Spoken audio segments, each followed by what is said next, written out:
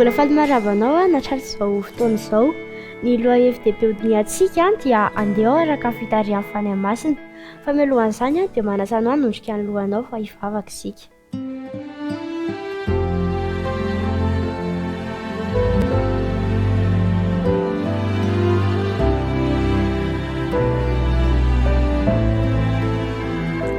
Andriamanitra mangataka amin'ny fanatrian'ny fanahy-masinao izahay ahafahany mahatakatra izay tianao ambara aminay. Sotra Jesosy, amen.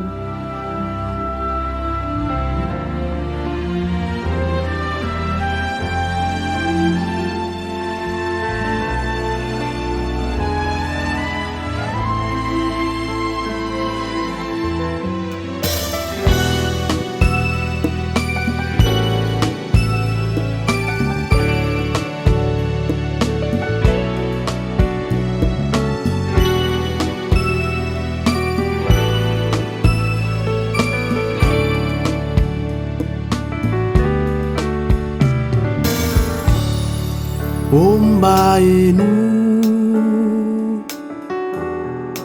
ny feony miantso anao o azay fa efa miandry anao ny tomponao te handray ny tananao o mavaly ny fanasany anao. Fangana reka mudi efa ulauni ati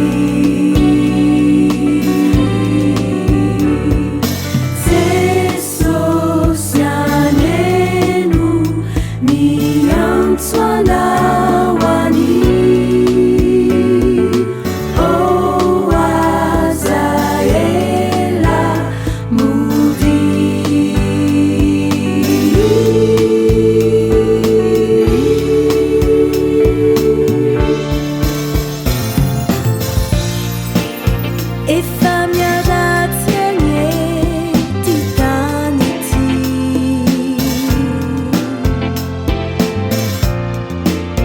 Efa miandanjako ny fity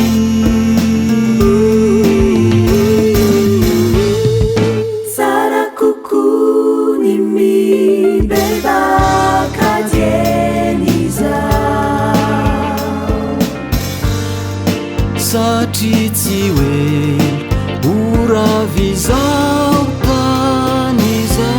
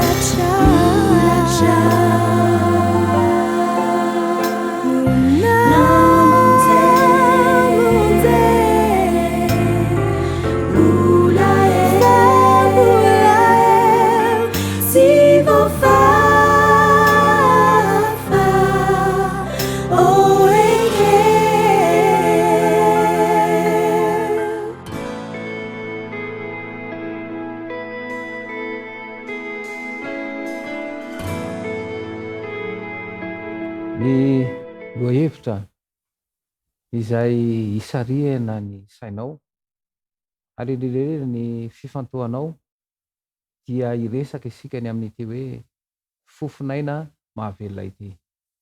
Ny baiboly moa zany rehefa miresaka ny fofinaina mahavelona io dia ambara mazava fa oxygène.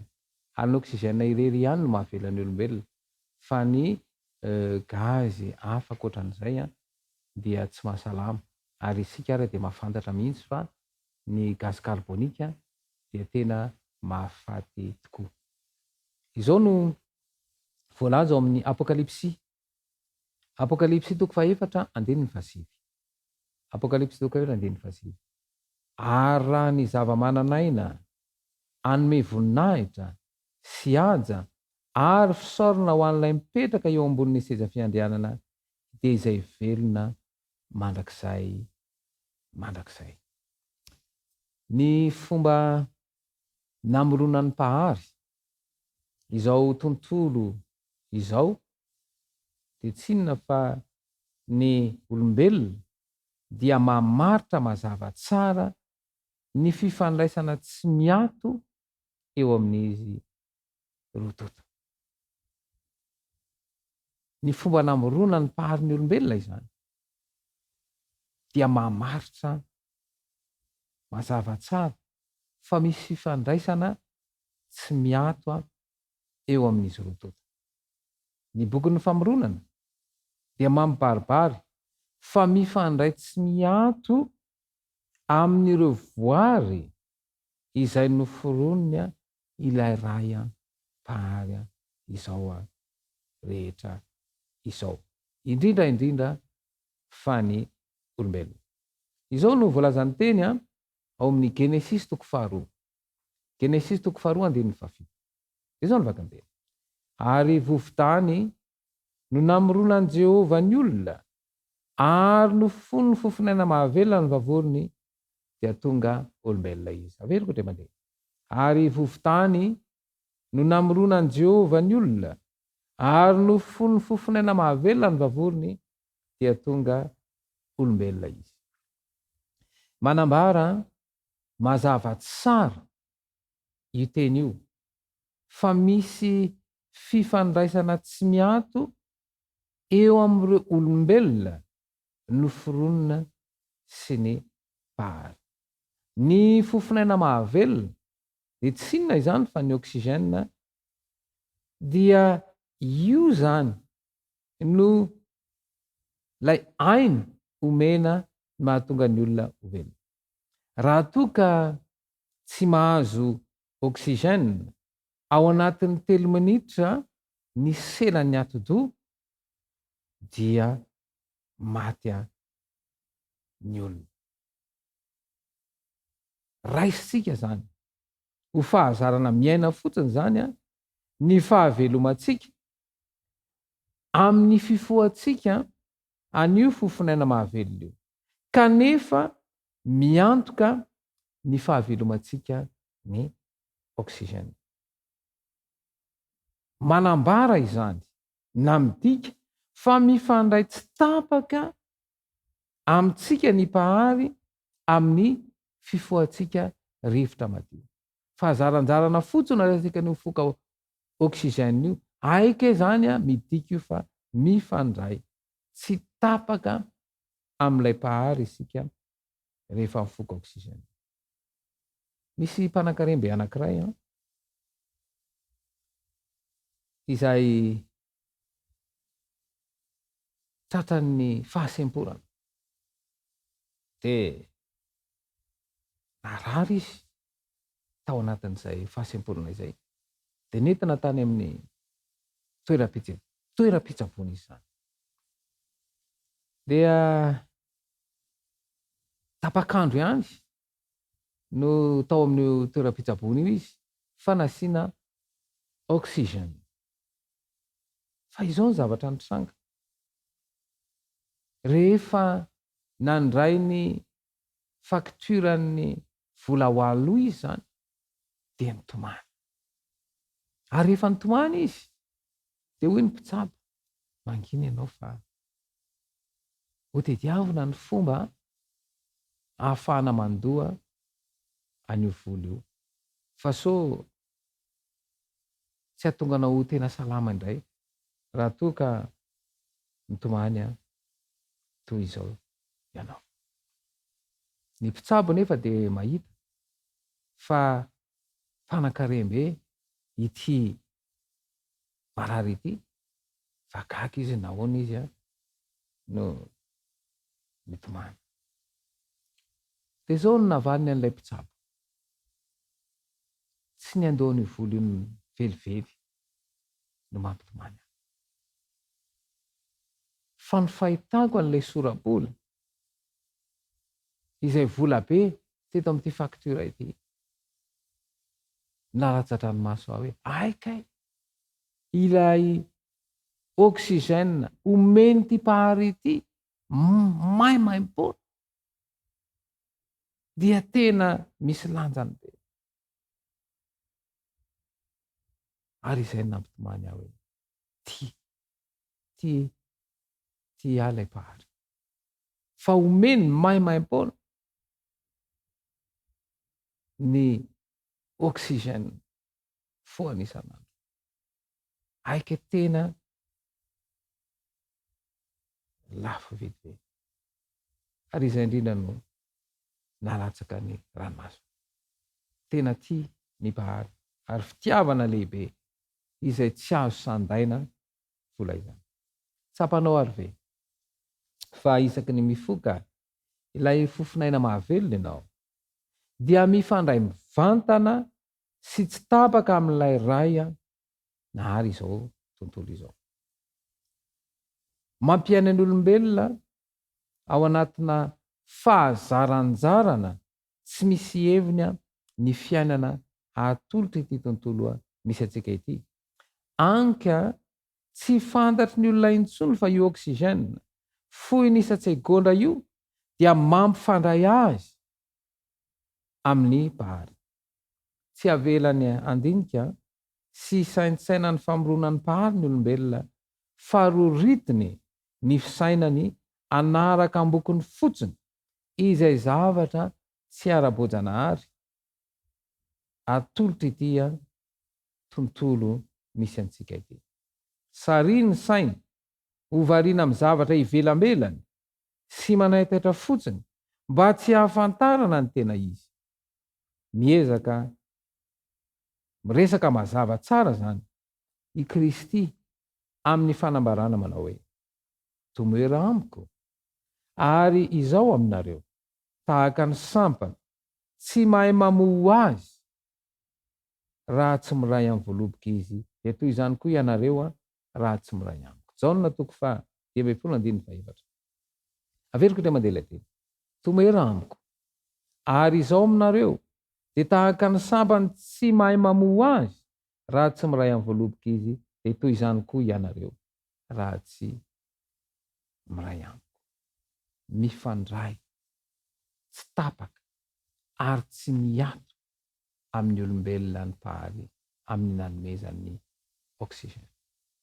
Noho izany tsy ny sitraponao no tokony fe fa ny sitrapon'ilay pahary izay nanome anio fofinaina mahavelona io. Tonga eo amin'ny fotoana indray zany izay anaovanao fisaintsainana tamin'ny alalan'ny taridalana izay nomena iny, izay miresaka mazava tsara ny amin'ny fomba fifandraisana amin'ny pahary. Ka aorianan'ity feon-kira ity dia iroso ho amin'izany fisaintsainana izany